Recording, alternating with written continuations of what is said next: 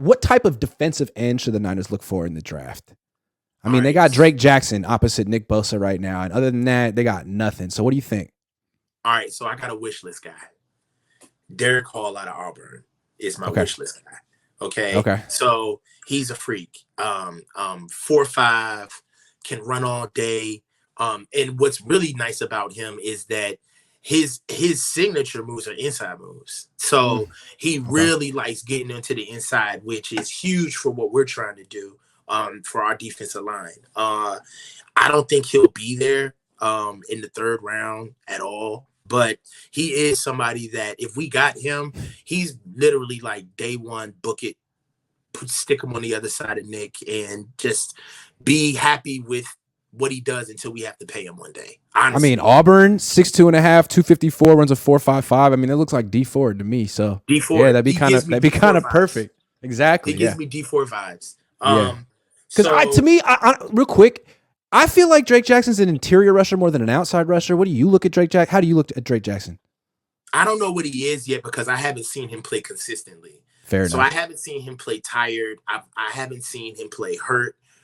So good call. From what I see, what they give us, the sample set they give us, and yes, I feel like they're socially engineering. Hey, you are an inside rusher. This is what you're confident at. We want to build your confidence, right? Easy kills. I thought he was replacing Arden Key. I thought that was the idea with him. But he's young. Maybe they changed their mind. They changed their mind a lot.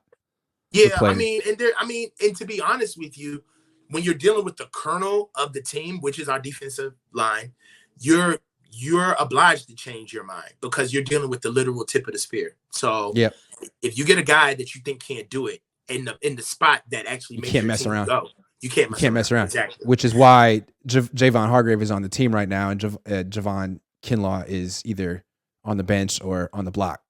So it's too important. And which leads me to my second edge rusher that I like, Dylan Horton. He reminds me of Charles Omenihu. Okay. His body type. Long, quick, always in the backfield, strong hands, good moves, and he's got a motor too. He reminds me of Charles Omenihu a lot. TCU? TCU, out of TCU. Okay. Yeah. And Dylan Horton is a guy that I like a lot. Really, really good arm strength, like long hands, good feet. And he uses a lot of the moves that Charles Omenihu moves that he uses. So I like Dylan Horton. He's more realistic, honestly, that I think that we could get him down the line. So I like him. And honestly, a close second is Felix and Aduke Umoza out of K-State. Okay. I like Felix out of K-State. He's very strong, but he's okay in the run game. One of the things that I like about Felix is that he was the guy at K-State. So he got chipped, hit. He the same issues that Nick Bosa has with getting singled out on the edge that's all of Felix's career. That's his entire career because they never really found anybody that could get next to him that could play opposite him.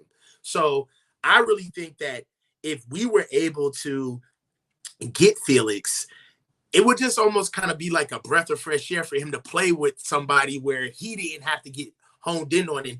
This kid made a name for himself being singled out week by week, right? Being ran away from, being chipped, being double teamed. So I think out of Derek Hall, Dylan Horton, and Felix Umoza, I think Felix Umoza is the most realistic edge that we will go after.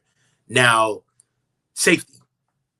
Hold on just a second. Monster Toure says Drake drafted to replace Armstead. Maybe on pass. I don't think so. Nah. But I don't think so. Kyle Pratt says, I know it's not realistic, but if Houston offered the 12th pick for Trey and maybe a 4th or 5th, should they take the deal? The 12th pick? I mean, they would, yeah. but they're not going to get that. So I don't even think it's worth discussing.